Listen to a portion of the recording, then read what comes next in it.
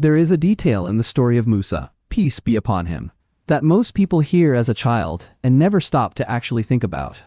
The man Allah chose to walk into Pharaoh's throne room and say, "Let my people go," was raised inside that throne room. He ate Pharaoh's food. He wore Pharaoh's clothes. Pharaoh's soldiers guarded him at night. For decades, the prophet who would become the greatest challenge to Pharaoh's power was also, in the eyes of the world, Pharaoh's own. Yusuf is a teacher who has explained this story to students for 11 years. He told me that no matter how many times he teaches it, the moment he slows down and lets the room sit with that fact, the silence always lasts longer than he expects. Because when you actually absorb it, the plan is staggering. This video is about those years. The palace years. What the scholars say Musa knew, what he didn't know, what it cost him, and what Allah was doing while everyone else thought they were in control. Start from the beginning, because the setup is the whole point. Pharaoh's regime had decreed that every male child born to Bani Israel that year would be killed. The fear driving that decree was a prophecy that a child from among them would bring down his kingdom. So the killing was the preemptive strike, the attempt to stop what was coming. And then Allah did something that only makes sense if you understand his way of operating. He placed the very child Pharaoh was trying to kill inside Pharaoh's own house. The mother of Musa received an instruction. Scholars describe it as a form of divine inspiration, wahy, not prophecy but a direct communication from Allah, telling her to place her son in a basket and release it into the Nile. She was also told two things that seem impossible to believe in that moment: that she would get him back, and that he would become one of the messengers. She believed it, and she let go. The basket floated downstream. Pharaoh's household women found it. The child was brought before Asiya, the wife of Pharaoh, and the Quran says Allah placed love for this child in her heart at that moment. Not gradually. Not over time. Immediately. Asiya told Pharaoh, "Do not kill him. He may be of benefit to us, or we may adopt him as a son." The man who ordered the killing of every male child from Bani Israel said yes. That child grew up inside the palace. Now, what did Musa know during those years? The scholars differ on when and how Musa came to know his true identity.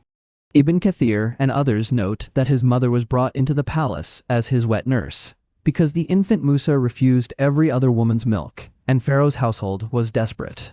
That detail is in the Quran directly. His sister had followed the basket, and when the moment came, she stepped forward and offered to find a woman who could feed the child.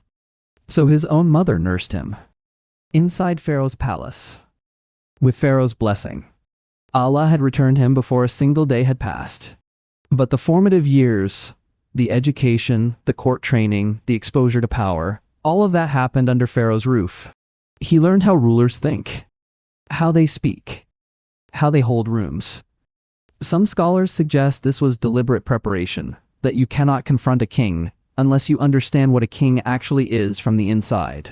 Musa would eventually stand before Pharaoh not as a frightened outsider, but as someone who had watched how that court operated for years.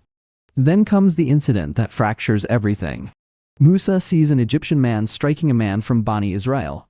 He intervenes. He strikes the Egyptian, and the man dies.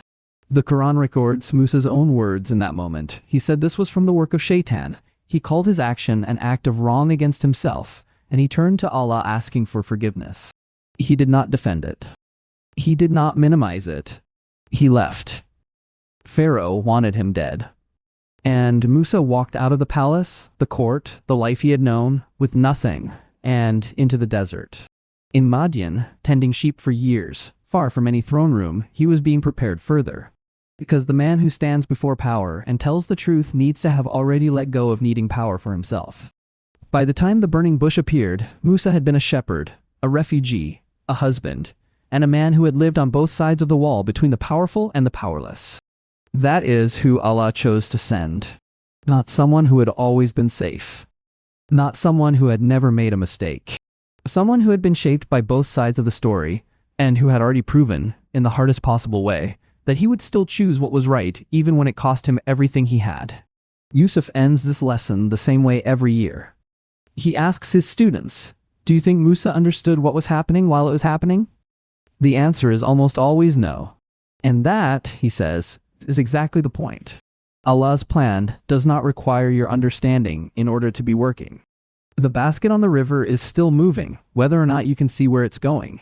If this story left you thinking about the parts of the Quran you haven't slowed down enough to read properly, the next video covers the story of Ibrahim, peace be upon him, and a decision so extreme that most people never ask why Allah asked for it. Watch it before you assume you already know.